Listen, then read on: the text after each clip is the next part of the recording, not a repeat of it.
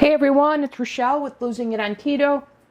And in this video, what I have for you is one of my favorite standard American diet meals, or I should say a side dish, although in this case it's going to be a meal, or I suppose you could make it a side dish as well. But I absolutely love the Rice A Roni chicken flavored rice. It was actually one of my brothers and my favorite dishes. And what we would do is we would make chicken pitas, and we'd have that chicken rice as a side dish. Or my mom would make chicken Kiev and have the rice, the chicken rice, and oh my God, did I love that. And for quite some time I've tried to replicate that, and only recently did it come across as a way that I think I can do it, and I'm going to give that an attempt here. So Wes from HighFalutin Low Carb recently made a recipe that's in Maria Emmerich's Carnivore cookbook that I have, and she, I guess, recently made a video on that. And so anyways, this kind of resurrected that, and then I did a search, because other attempts had failed, to see what's a homemade chicken seasoning. You know how when you'd get those box Rice A Roni, you'd have the flavoring, or if you were going to make like a Lipton Chicken Noodle Soup or whatever, you would get that. Well, I've been trying to replicate that for quite some time, and based on comments that people have made, I may have figured that out. So what I made this morning is what's referred to as mock chicken seasoning. So I've got that here, and what this is, and people swear this tastes like when you have the chicken noodle soup, etc.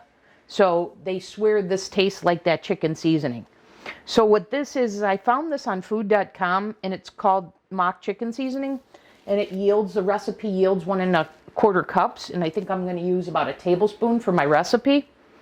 But what's in here is 1 cup of nutritional yeast, 2 teaspoons of onion powder, a teaspoon of onion salt, a 1/2 teaspoon of sage, a 1/2 teaspoon of marjoram, 3 tablespoons of powdered parsley flakes, and I did find that at my local grocery store, by the way, 1 1/2 teaspoons of garlic salt, 1 1/2 teaspoons of celery salt, and then a 1/4 teaspoon of savory. So I'll post those on the screen like I always do, but just wanted to run those down for you because that's what's in this. And this is what I'm going to use to serve as that flavoring packet, okay? So, and this is what it looks like opened, okay? And I guess a lot of vegetarians use this. It seemed like this was a vegetarian recipe, so that's interesting.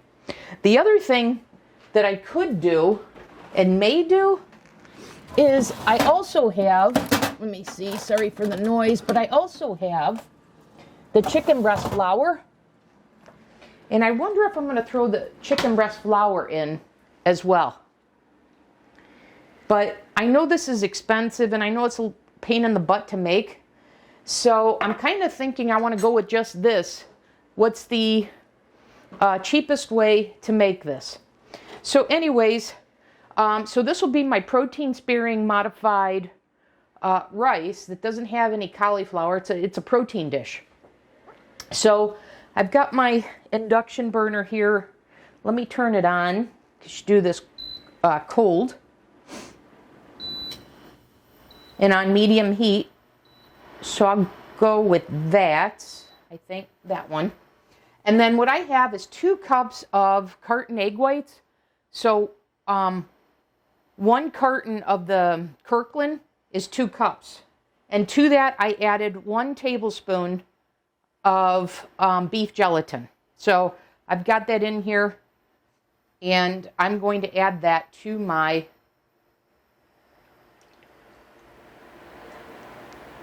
cold skillet. And what I'm going to do is I am going to, there's still some gelatin in here. I'm going to spoon this out. I am going to scramble these egg whites until they're dry, until there's no more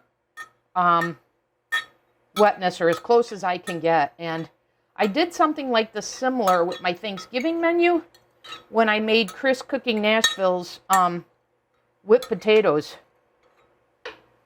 where they called for dried egg whites. So anyways, that's the first step. And Maria says to flavor it now. So I'm going to go ahead and add my flavoring now. Now Wes did a white rice. He didn't add any flavoring, and nor did Maria when she did this. So I'm going to go ahead and do that. And this doesn't have any salt, so I'm going to add some salt. Just a little bit of a sprinkle of my Redmond real salt. And then I'm going to go with a tablespoon of this mixture. Okay? A heaping tablespoon.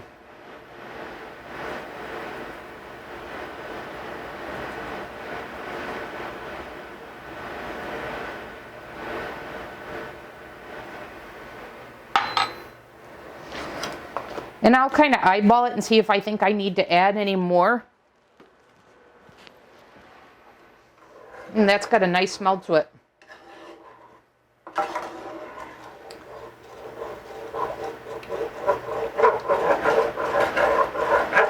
So in Maria's recipe, she recommends greasing the bottom of the nonstick skillet with tallow. And because I'm doing PSMF, I didn't want to do that, so I didn't do that. So, you know, if it sticks a little, so be it.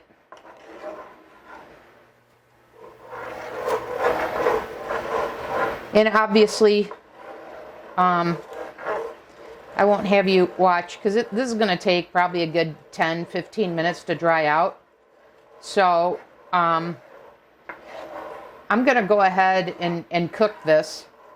And then I'll come back when I'm ready for the next step. Okay, I'll see you in the next segment. Okay, we are getting close. It actually didn't take as long as I seem to think it took with Chris Cooking Nashville, but maybe I had more egg whites then versus 1 carton. Maybe it was 2 cartons back then, back in November, 6 months ago. Or 5 months ago, rather. But anyways, I've almost got all the liquid evaporated. And then I've got my dish I'm going to put this in. And you get a couple of options. You need to chill this when it's done. And you got a couple options for doing so. You can chill it in the refrigerator for a few hours. Or you can put it in the freezer for like 15 minutes. And I'm intending to have this for dinner if it works out. So I'm going to go with the freezer method as a result, because it's a little before 5 o'clock right now. And I changed utensils too, because I wanted more, a wider surface area to scrape with than the one I was using.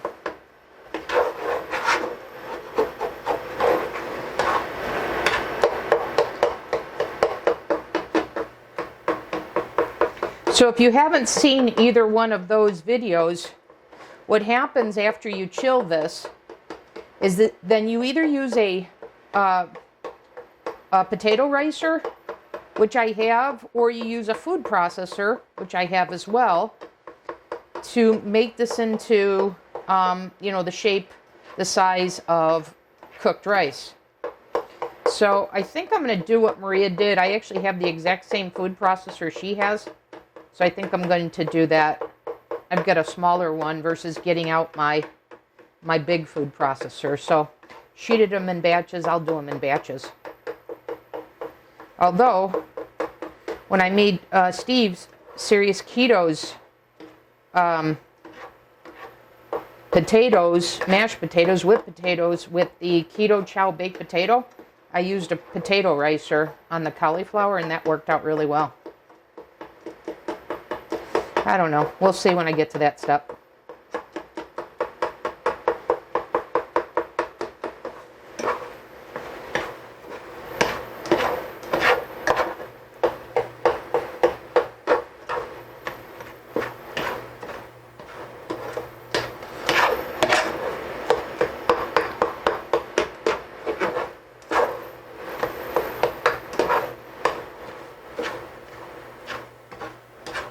I guess there was more liquid in here than I thought. And I know you want to get this as dry as possible, recalling from Chris Cooking Nashville's whipped potato recipe like I referenced before. So you definitely don't want to be impatient this step, or you're going to pay for it in the final texture, consistency, etc. So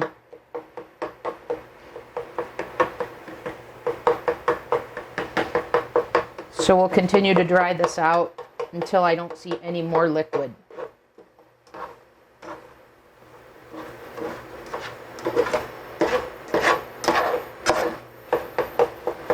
This is looking like it's pretty darn close. And I have to tell you, the smell does taste like those flavoring packets. I hope it infused these egg whites with that. Because, man, would this be a game changer for my PSMF program. By the way, I know I haven't done videos in a while. There were a couple of reasons for that. Outside of, I wasn't consistently doing PSMF. But I did a 25-day water fast from January through February. I had actually planned 40 days. I made it 25, but prior to that, my longest was just 15. So I was real happy with the 25, but, you know, I do that for health. I don't do that for weight loss. And, you know, I'm certainly not recommending that to anybody on this channel. I'm just telling you why I haven't done videos, because there was really no videos. I didn't want to do videos to say, oh, day one, I'm feeling this, etc. Because really, I didn't want to give it any energy. I just wanted to treat it like it was no big deal. Because like I said, I was shooting for 40 days, but day 24, I thought I started to feel a little wonky. And day 25 too. So when it didn't go away, I thought, oh, that's probably a good sign to break the fast. Now I do notice that, and Wes noted this too, there was a little bit of the gelatin on the bottom of the pan. He didn't scrape his. I don't know if that's a good or bad idea. But this is pretty darn dry, so I'm going to go ahead and turn this off, put this in my dish that I'm going to put in the freezer. But there is absolutely no liquid in this now. Oops, I just spilled some, darn it. So I'm going to take this out of here.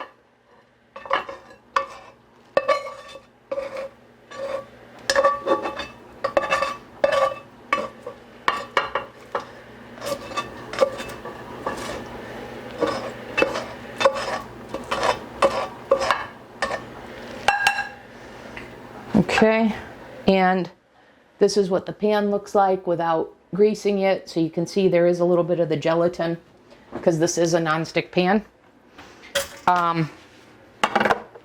And then, let me break this up a little bit. But I want to show you what it looks like going into the freezer. So this is what it looks like going into the freezer. And to me, it kind of looks like when I do my ground chicken, my breakfast sausage ground chicken. So I don't know. That's what it looks like to me. But anyways, I'm going to go ahead. I'm going to freeze this.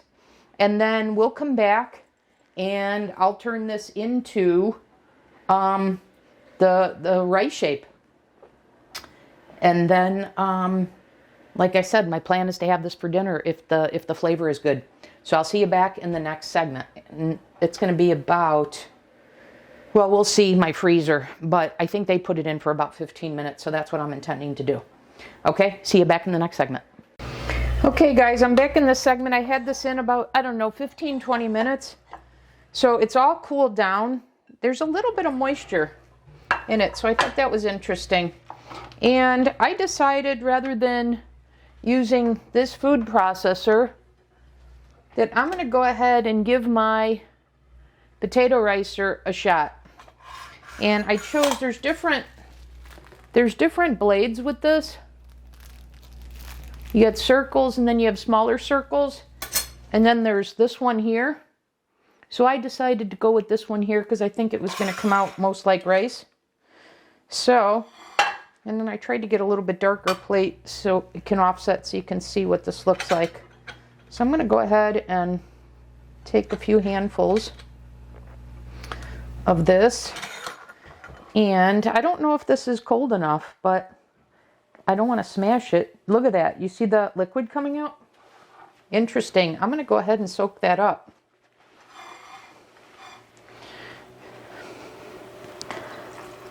Look at that, you guys. I got a lot of liquid.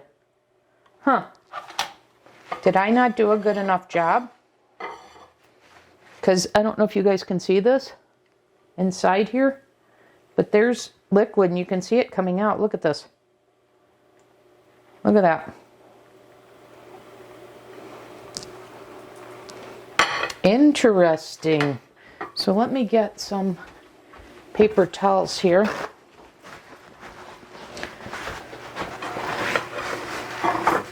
I wonder if I didn't dry this out, or if, because this didn't happen that I saw with them, or does this just happen with the potato ricer? I wonder. Let's see, maybe I'll switch to the food processor. Let's see, am I going to get any more? Okay, let's see. I'll tell you, this potato ricer, no. I would need to be like super strong to do this. I don't know. Maria didn't actually do this, so I don't think the potato ricer works. I'm going to go with the food processor. And actually, you know what, you guys? I mean, to me, I don't even think this needs that. I'll go ahead and do that, but I want to taste this because I don't want to do that work if it doesn't taste good. So let me just try and give this a taste, and you still see some of the gelatin here. But let me give this a taste. Here we go.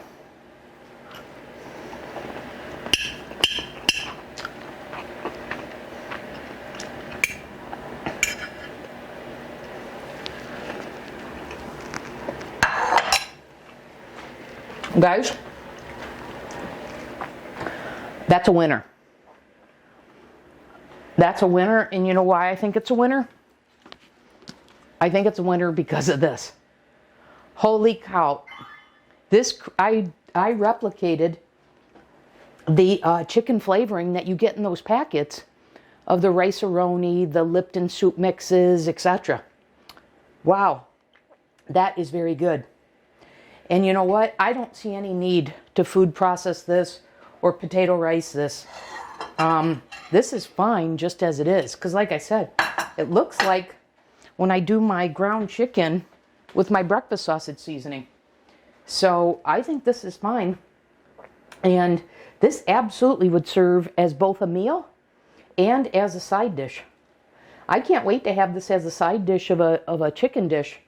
But I'm just going to have like half of this for my dinner meal. I am very, very happy with this. Okay? Well, that's all I've got for you. And I think I just made it easier than theirs. Because I don't see any need to, like I said, put this in a food processor. I don't know why that is. Although I'll tell you, look how much liquid came out when I used the potato ricer.